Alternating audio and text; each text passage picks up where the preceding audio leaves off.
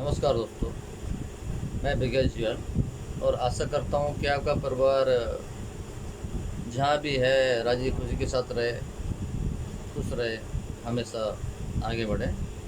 और महादेव जी से भी महादेव श्री ताड़केश्वर महादेव से मैं कृपा करता हूँ कि आपका परिवार हमेशा खुशी रहे, अच्छा रहे।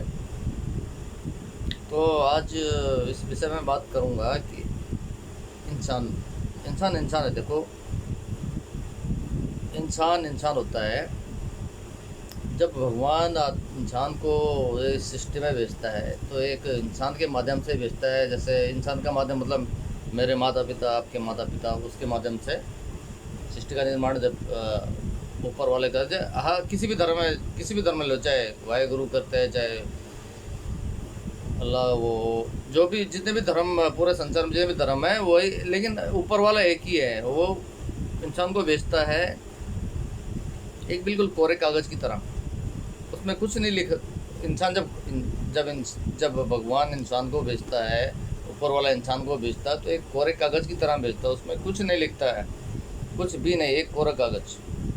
कोरा कागज़ मतलब ये इंसान है, इंसान की तरह रहेगा, तो एक कोरे कागज़ की तरह भेजता है इंसान को कि भाई जाओ, संसार में जाओ और मानवता का कल्याण करो। लेकिन इंसान क्या होता है, इंसान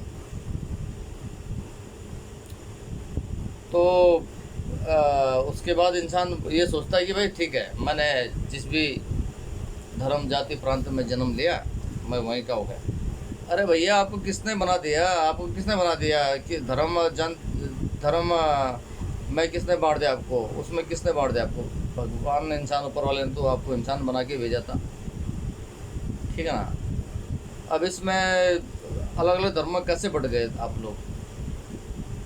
चलो ठीक है, ओके, उसी की महिमा है, जो भी है उसी की महिमा है। अगर मैं मुस्लिम परिवार में अगर मैं जन्म लेता तो मैं वही फॉलो करता। मैं अगर क्रिश्चियन फैमिली में जन्म लेता तो मैं वही रूल फॉलो करता। कहीं भी जन्म लेता। अभी मैंने सनातन धर्म में जन्म लिया है, ब्राह्मण कुल में जन्म लिया, तो मैं अपने ब्राह्मण कुल के पूरे रूल एंड रेगुलेशन पूरे ही फॉलो करता हूँ। तो वही मैं कह रहा हूँ कि इंसान को तो भगवान ने क्या बना के भेजा और समाज ने क्या बना दिया, है ना। तो खैर, वो तो मैं तो एक ही बात बोलता हूँ, सबसे सबसे पहले आप अपना धर्म इंसान का रखो, जहाँ भी आप कहीं भी रहो। जब तक भी ऊपर वाले ने आपकी चाबी भरी है, आपको चाबी दी है, जीने की चाबी भर दी उसने, जितना चले खिलौना, मतलब जितनी चाबी भरी राम ने उतना चले खिलौना। वो एक तो फिल्मी गाना भी है, लेकिन वो बिल्कुल सेटिक है। तो उसी हिसाब से कह रहा हूँ मैं कि भैया, जितना भी रहो इंसानियत का धर्म निभाओ, सबसे पहले इंसान का धर्म। और वही मैं कह रहा हूँ कि भैया, आप इंसान का धर्म निभाओ, अच्छा रहो। आज मैं एक और बात करना चाहता हूँ। इंसान की जो भूमिकाएं होती है, भूमिका मतलब क्या होता है कि जो उसका आयु का होता है। सबसे पहले बच्चा जन्म लेता है, ठीक है, ऊपर वाले ने जन्म दे दिया, इंसान को माध्यम बना के जन्म दे दिया। चाहे मैं किसी भी धर्म के परिवार में जन्म ले लिया, मैं वही फॉलो करूँगा। अगर मैं हिंदू हूँ, अगर मैं मुस्लिम परिवार में मेरे को ऊपर वाला जन्म देता तो मैं वहाँ का बन जाता। मैं अगर क्रिश्चियन परिवार में जन्म लेता तो मैं क्रिश्चियन परिवार का बन जाता। अगर मैं पंजाबी परिवार में जन्म लेता तो मैं सिख बन जाता। तो वो तो एक ऊपर वाले ने तो इंसान भेजा, हम समाज हम लोग मार देते हैं। और हम, पता क्या है उसमें क्या भूल जाते हैं हम? इंसानियत। हम ये भूल जाते हैं कि यार खुदा रब जो भी ऊपर वाला एक ही है। उन्होंने तो हमको इंसान बना के भेजा था, हम क्या बन गए इधर आके? बच्चा होता है, बच्चा बहुत होता है, छोटे बच्चे को क्या पता। बच्चे को तो पूरा ज्ञान होता है कि मेरे को किसने भेजा। ऐसो जब आप बचपन में थे तो आप मेरे को तो बहुत बार ऐसा एहसास हुआ कि एक एक ऐसी खुदा, इंसान, वो एक ऐसी शक्ति होती है जो जब बच्चा सोता है तो बहुत ऊपर लेके जाता है।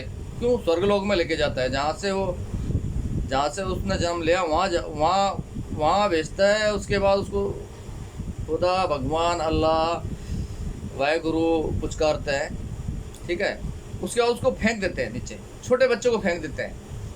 छोटे बच्चों को पता नहीं होता, अबोध ज्ञानी है, जब वो नीचे फेंकते हैं तो उसको एहसास हो जाता है कि मुझे किसी ने फेंका है, तो एकदम से डर लगता है, रोता है, बच्चा रोता है। जब छोटा बच्चा था तो रोता है, बोला यार ये क्या होगा, ये क्या चीज़ थी, क्या हुआ। वो छोटा वो बोल भी नहीं सकता, 2-3 महीने का बच्चा क्या बोलेगा, माँ मम्मी ऐसा हो गया, मम्मी वैसा हो गया, तो रोता है। लेकिन माँ समझ जाती है, क्योंकि माँ तो माँ होती है, माँ की ममता तो माँ की ममता होती है ना। माँ समझ जाती है कि मेरे बच्चे को ये सपना आया होगा, इसलिए तो माँ अपनी ममता के आंचल में अपने बच्चे को समेट के समझाती है, और बच्चा समझ जाता है, उसकी भावना को समझ जाता है, अपनी माँ की भावना को समझ जाता है।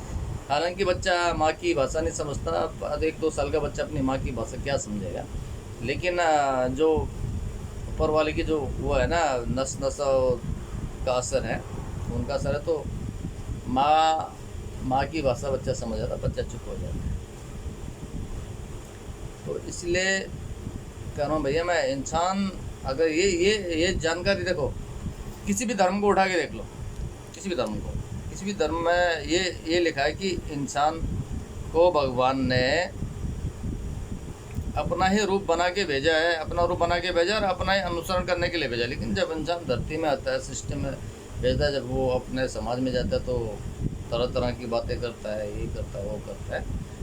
वो जी इंसान को भगवान ने नर और नारायण के रूप में भेजा है, सॉरी, नर और नारी के रूप में भेजा है। मतलब नर से नारी बनाई भगवान ने। नारी मतलब नर मतलब पुरुष हो गया, नारी मतलब महिला हो गई। भेजा था पहले नर को बनाए। जब इंसान नर को बनाया, चाहे आप किसी भी ग्रंथ को पढ़ के देख लो, ये मैं आपको बिल्कुल ठग बजाय करो, किसी भी ग्रंथ को पढ़ लो, बाइबल पढ़ लो, गीता पढ़ लो, कुरान पढ़ लो, जितने भी धर्म के ग्रंथ है वो पढ़ो, उसमें यही लिखा है, ठीक है ना। उसमें ये लिखा है कि भगवान ने इंसान को नर के रूप में भेजा, पहले मतलब पुरुष के रूप में भेजा, सिर्फ पुरुष। अब जब बच्चा था तो बच्चा ही होता है। जब वो थोड़ा थोड़ा बड़ा हुआ, भगवान के आनंद पालन में वो बड़ा हो, तो वो शरारतें करने लगा। उसको अपनी जिम्मेदारियों का एहसास नहीं है, ये क्या करूँगा मैं, क्या नहीं करूँगा, मेरा जन्म किस रूप में, वो उसको अपना मैं तो ही नहीं पता है मुझे भगवान ने किस लिए भेजा है, तो वो ये जानता ही नहीं था। भगवान भी चिंतित हो गए, बोले यार मैं इस नर का क्या करूँ, इसका तो मैंने तो इसको जन्म दे दिया, लेकिन इसका क्या करूँ, उसके लिए मैं तो जो भगवान ने सोचा चलो ठीक है, मैं इसके लिए एक साथी बना देता हूँ। साथी की उत्पत्ति, जब मैं नर की उत्पत्ति की तो नारी की उत्पत्ति करना पड़ेगा मुझे। तो जो हमारी रीढ़ की हड्डी है, रीढ़ की हड्डी से भगवान ने एक रेशा निकाला,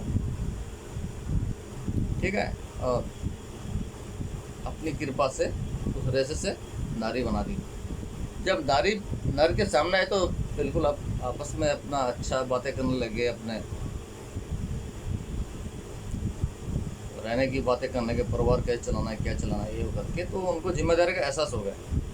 तो भगवान ने, मतलब मेरे कहने का मतलब है, भगवान ने ही पुरुष बनाया और स्त्री बनाई। ये कहानी सच है, चाहे आप कहीं भी पढ़ के देख लो, ये कहानी सच है। और फिर तो जो बचपन होता है, बचपन